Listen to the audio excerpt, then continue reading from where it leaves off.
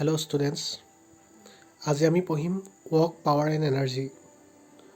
তো এইটো চেপ্টাৰত আমি পঢ়িম work কি হয়, তাৰ ইউনিট কি হয়, power কি হয়, তাৰ ইউনিট কি হয়, আৰু energy কি হয়, আৰু কি টাইপৰ energy থাকে আৰু তাৰ ইউনিটসমূহ কি হয়. তো এই সকলোখিনি আমি এইটো চেপ্টাৰত পঢ়িম. ফাৰ্ষ্ট আহিলে work. Whenever a force acts on a body and the body undergoes some displacement, then work is said to be done. Example, if a force P acting on a body causes it to move through a distance as shown in the figure A, then the work done by the force P, W is equal to force into displacement is equal to P into S.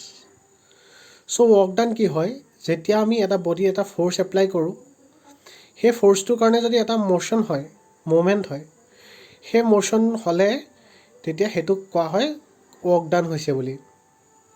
So figure এটোত চোৱা, ইয়াত P ফোৰ্সটো লাগিছে আৰু P ফোৰ্সটো লগাৰ কাৰণে কি হৈছে, P ফোৰ্সৰ ডাইৰেকশ্যনত S displacement হৈছে. So work done হ'ব কিমান, P into S.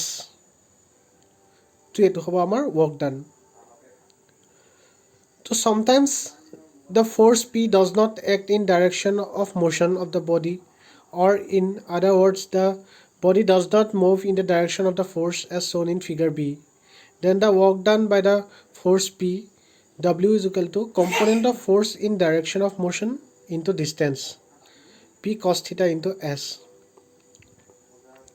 To figure B to চোৱা, তাত কি হৈছে তোমাৰ পি ফোৰ্সটো কি হৈছে, যোনটো ডাইৰেকশ্যনত লাগিছে, পি ফোৰ্সটো এটা এংগলত লাগিছে থিতাত, আৰু মোশনটো সেইটো ডাইৰেকশ্যনত হোৱা নাই. মোশনটো কেনেকুৱা হৈছে, হৰাইজেণ্টেল ডাইৰেকশ্যনত এছ ডিষ্টেঞ্চ মুভ কৰিছে. সো আমি ফোৰ্স কোনটো ল'ব লাগিব, আমি ফোৰ্স সেই এছ ডিষ্টেঞ্চ মুভ কৰা যোনটো ডাইৰেকশ্যন, মুভ কৰা ডাইৰেকশ্যনত যোনটো ফোৰ্স হয় তাৰ কম্পনেণ্টটো ল'ব লাগিব.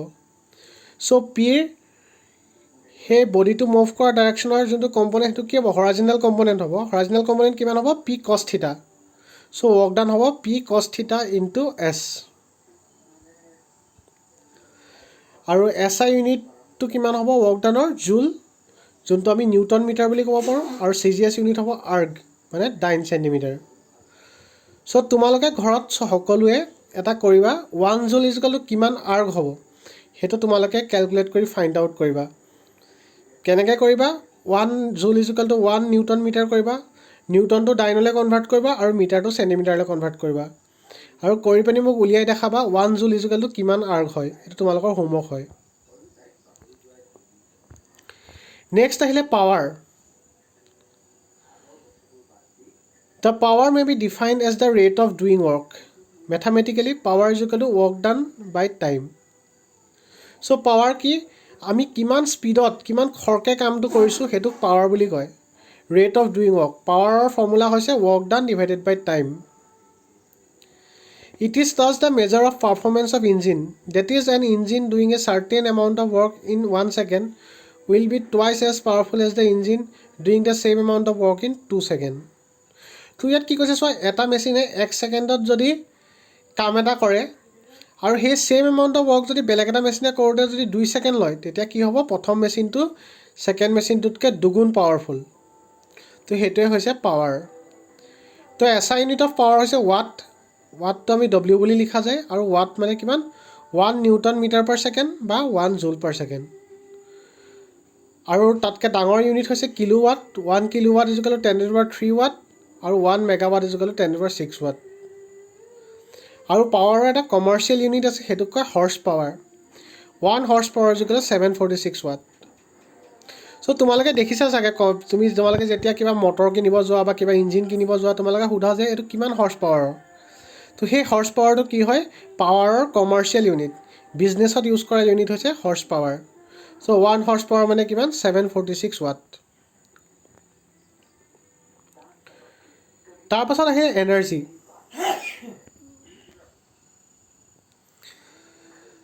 The energy may be defined as the capacity to do work.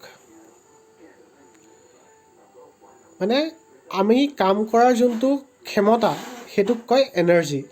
এনাৰ্জিয়ে কি কৰে, কাম কৰাৰ ক্ষমতা দিয়ে. It exists in many forms: mechanical, electrical, chemical, heat, light, etc. So energy বহুত ফৰ্মত পোৱা যায় mechanical energy electrical energy chemical energy heat energy light energy so mechanical energy কোনবোৰ হয় যোনবোৰ আমি ফিজিক্যালি বা মেচিনৰ পৰা পাওঁ যেনে কাইনেটিক এনাৰ্জি হওক বা পটেনচিয়েল এনাৰ্জি হওক ইলেক্ট্ৰিক্যাল এনাৰ্জি কোনখিনি যোনখিনি আমি ইলেক্ট্ৰিচিটিৰ পৰা পাওঁ chemical energy chemical reaction through যোনখিনি এনাৰ্জি পাওঁ সেইখিনি কেমিক্যাল এনাৰ্জি হিট এনাৰ্জি কিবা এটা জ্বলালে বা কিবা হ'লে যোনটো হিট পাওঁ সেইটোক কয় হিট এনাৰ্জি লাইট এনাৰ্জি তেনেকৈ আমি পাওঁ চ' এইবোৰ ডিফাৰেণ্ট ফৰ্মছ অফ এনাৰ্জি কিন্তু ইয়াত আমি মেইনলি পঢ়িম মেকানিক্যাল এনাৰ্জি কি হয় Since the energy of a body is measured by the work it can do, therefore the unit of energy will be same as those of the work. তো কি হ'ব আমি কিমান কাম কৰিব পাৰোঁ সেইটোৱে আমাৰ এনাৰ্জি কিমান আছে বুজায় তো সেইটো কাৰণে কি হ'ব এনাৰ্জি আৰু ৱৰ্কৰ ইউনিট ছেম হ'ব তো SI ইউনিট কি হ'ব এনাৰ্জিৰ জুল হ'ব আৰু CGS ইউনিট কিমান হ'ব আৰ্গ হ'ব আৰু মেকানিক্যাল এনাৰ্জি মেইনলি দুটা টাইপত ভাগ কৰা হয় কাইনেটিক এনাৰ্জি আৰু পটেনচিয়েল এনাৰ্জি কাইনেটিক এনাৰ্জি কাক কয় It is the energy possessed by a body for doing work by virtue of its mass and velocity of motion.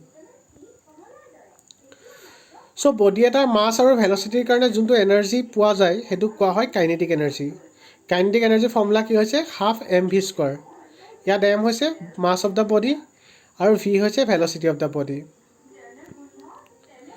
তাৰপৰা আহিলে potential energy It is the energy possessed by a body for doing work by virtue of its position.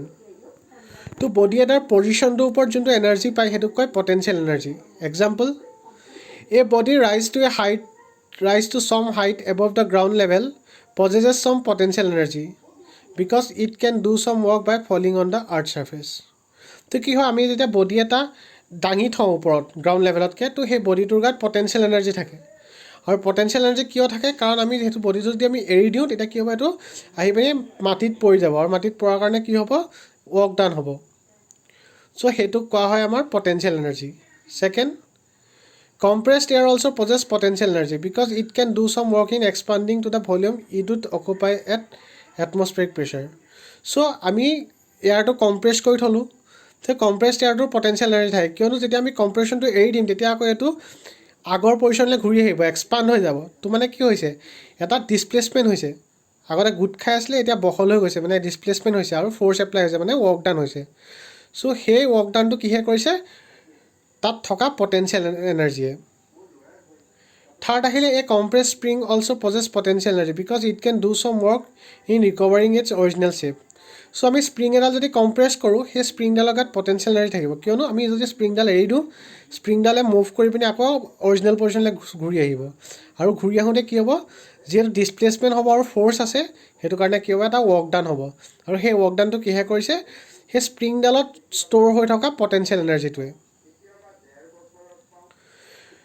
তো যদি আমি এতিয়া consider কৰোঁ যদি M মাছৰ body এটা এইচ হাইটত তেতিয়া কিমান হ'ব আমাক সেইটো দাঙিবৰ কাৰণে আমাক কিমান কাম কৰিব লাগিব ৱৰ্ক ডান হ'ব ৱেইট ইনটু ডিষ্টেঞ্চ ৱেইট হ'ব mg ডিষ্টেঞ্চ এইচ মানে mgh আৰু this work done mgh is stored as potential energy তেহেঁতেকে পটেনচিয়েল এনাৰ্জি কি হ'ব mgh তো বডি এটা হাইটত থাকিলে তাৰ পটেনচিয়েল এনাৰ্জি হ'ব mgh